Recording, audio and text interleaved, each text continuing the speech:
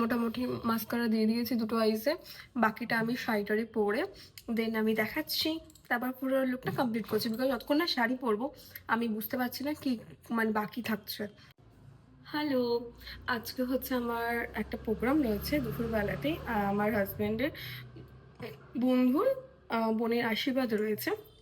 তো ভাবলাম আমি তোমার সাথে একটা গেট রেডির ভিডিও শেয়ার করি, কারণ তোমাদের আমার এই ভিডিওগুলো ভীষণ ভালো লাগে আর আমারও ভীষণ ভালো লাগে তোমাদের শেয়ার করে। আর আই থিঙ্ক বিয়ের দিন আমরা দুজনে একসাথে অ্যাটেন্ড নাও করতে পারি, তো আজকের দিনটা থেকে সুন্দর ভিডিও করা যায়। চলো তাহলে।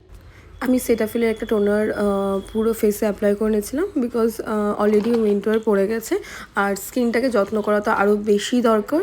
সামার আর উইন্টারের পুরো জিনিসটা একদম আলাদা হয়। আর তারপর যেহেতু দিনের প্রোগ্রাম ছিল, তো আমি ভাবছিলাম যে একটু লাইট কিছু ফেসে অ্যাপ্লাই করব, খুব হেভি না মনে হয়। তো সেই ক্ষেত্রে আমি একটা এলিগালের কনসিলার ফেসে হালকা করে ব্রাইটনিংয়ের জন্য অ্যাপ্লাই করে নিয়েছিলাম, এবং তারপর আমি একটা লাইট বেসে ফাউন্ডেশন অ্যাপ্লাই করব। আর যখন আমার ব্রাশ কাজ করে না, আমার হাত দিয়ে বেশি ভালো ব্লেন্ড হয়। আর আমি ফাউন্ডেশনটা ব্যবহার করেছিলাম ভীষণ লাইট ওয়েট, আমি খুব তাড়াতাড়ি নামটা রিভিল করব।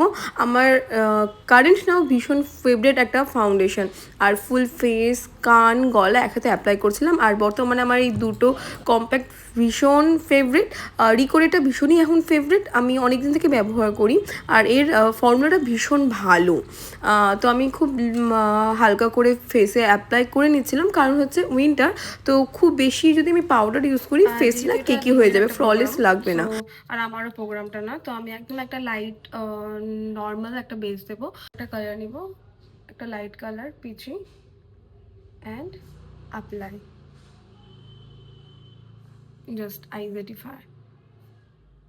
এটা থাকবে আমার আজকের লুকে।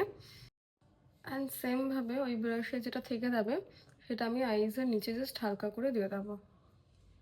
হচ্ছে ফাইনাল লুকটা ভালো হবে। জাস্ট লিপস্টিক পরবো, এর বেশি কিছু আর করবো না।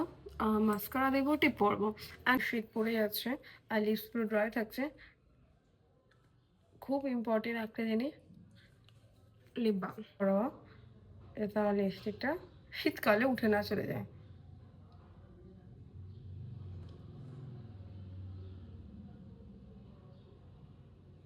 এবার যেটা ফাইনাল সেটা হচ্ছে, আর খুব কমন একটা কমপ্লেন, সেটা হচ্ছে লিপস্টিক ঠোঁটে থাকে না এই শীতের টাইমে।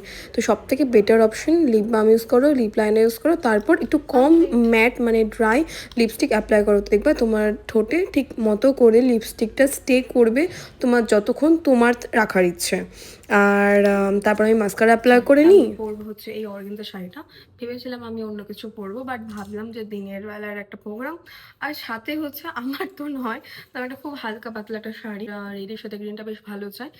এটা আমি পরেছিলাম জামাই ষষ্ঠীর ভিডিওতে, তোমরা দেখেছো। তো আমি এটা আবার পরবো এই শাড়িটা। শাড়ি পরার পর আমাকে এরকম কিছু একটা দেখাচ্ছিল, আমার বেশ ভালো লাগছিল। আর সাথে আমি এর সাথে ক্যারি করেছিলাম চূড়া, বিয়ের পর কেনা হয়েছিল, বাট খুব একটা পরে ওঠা হয় না, তো আমার বেশ ভালো লাগছিলো। তারপর একটু কাজল টাজল পরে নিই, আর তারপর তাড়াতাড়ি রেডি হয়ে নিয়েছিলাম, এর বেশি আর কিছু করছিলাম না, কারণ আমাদের লেট হয়ে গেছিলো। ও সকাল থেকে বন্ধুর ওখানে যেহেতু ছিল প্রোগ্রামে, তো ও একটু লেট করে এসেছিলো। তারপর আমি একটু ভিডিও শর্টস নিয়ে নিই, কারণ আমি জানি সারাদিন আমার নিতে পারবো না।